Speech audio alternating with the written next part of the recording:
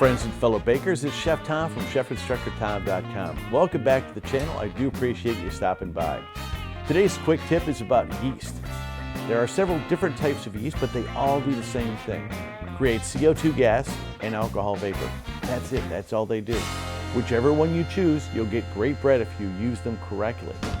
We're going to discuss how to use them all. First, let's talk about 4 kinds of yeast: active dry yeast, instant yeast, cake, or sometimes called fresh yeast, and sourdough starter. Now, what most cooks use at home is active dry. It's what you find in the grocery store. It's in those little packets, but I have to say, please don't buy those little packets. They are not a good value at all. They are not the freshest. They're way too expensive. Think about it, there's only 7 grams in each packet. That's great for a small batch of bread, but it's pre-measured. It's kind of an advantage, but I would say better to measure it yourself. You have to dissolve the active dry yeast in water and wait for it to activate when you use it. Not a big deal, but why have those limitations? Then there's fresh yeast or cake yeast. It's not that easy to find, and some bakers swear by it, say it make the bread taste better. I have to say that I have not been able to taste the difference between bread made with different yeast, except maybe sourdough starter.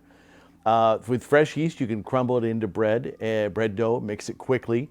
I do like that part, but you have to refrigerate it, and it only keeps for about 2 weeks before it goes bad. It'll get moldy. It's also one of the most expensive yeast varieties. It runs $1.65 an ounce. Out of a 2-ounce package, you'll get about 4 batches. Now I'm here to tell you that instant yeast is the way to go. You can get it in these 1-pound packages from Amazon.com for about $6 to $7. That's it. That's only 45 cents an ounce. Think about it. The packets of active dry are $1.75 for less than an ounce. They're not the freshest. The cake is hard to find. It's $1.65 an ounce. And the instant is just a way better value. It's also the better performer in the kitchen.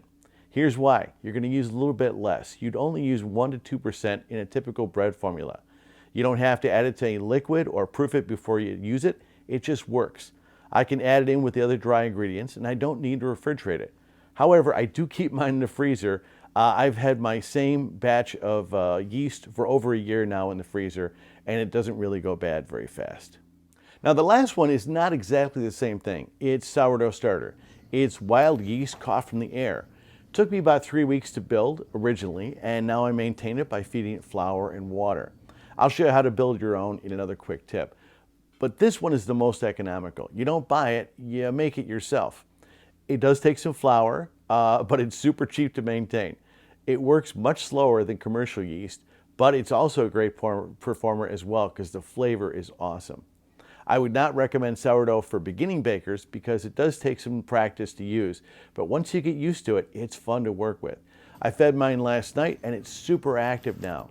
It's producing CO2 gas and it's ready to work.